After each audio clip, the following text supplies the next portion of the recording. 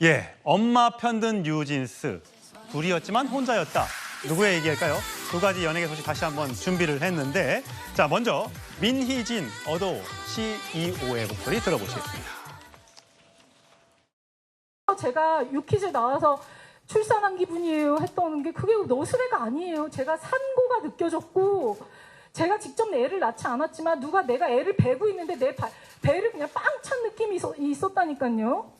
그래서 그러니까 애들은 내가 이랬는 줄 모르죠.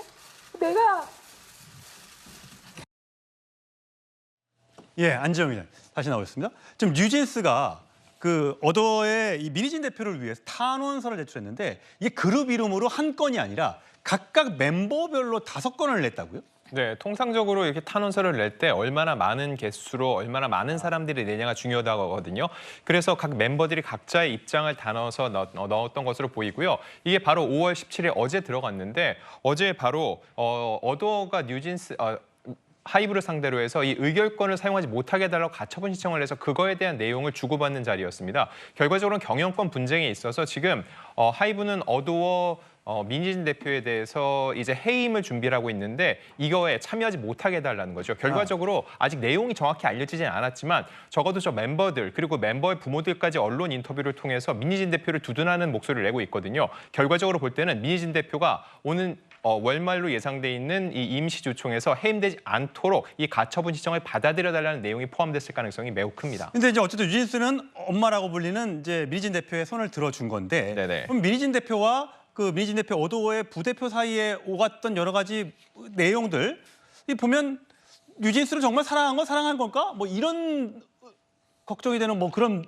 얘기도 있어요. 자, 조금 전에 민희진 대표 기자회견을 보셨는데 저기서 가장 큰 내용 중에 하나가 본인이 얼마나 뉴진스를 사랑하는지 예. 내가 왜 뉴진스 곁에 있어야 되는지를 강조했습니다. 근데 어제 한 유튜브 채널을 통해서 공개된 내용을 보면은 그 S 부대표와 민희진 대표가 주고받은 개인 메시지가 공개가 됐는데 예. 이게 감사 과정에서 자료를 통해 확인된 내용이라고 예. 합니다. 근데 그 내용을 보면은 멤버의 이름을 거론하면서 신체 비하적인 표현이 있다는 거죠. 너무 뚱뚱하다, 너무 관리를 못한다 그런 내용들이 5명 중에 1명이 그렇습니다. 근데 그런 내용을 주고받은 것 자체가 과연 민희진 대표가 기자회견에서 보였던 것처럼 멤버들에 대해서 그런 존중하는 입장이나 정말로 멤버들을 사랑하는 게 맞는지에 대한 의구심이 드는 대목이라는 게 해당 채널의 주장이었던 겁니다. 앞으로 어떻게 되는 겁니까? 그래서 이제 이렇게 한쪽 이제 편이 나눠졌잖아요. 이쪽은 네네. 사실 저쪽을 악인화하고 있지 않습니까? 네네. 어떻게 이건 어떻게 결론이 날 것 같아요? 자, 그러면 이런 주장에 대해서 민 대표가 어떤 식의 반응을 보일지도 궁금한데 왜 앞서서도 이 경영권 탈취 주장에 대해서 사담이었다고 얘기를 하는데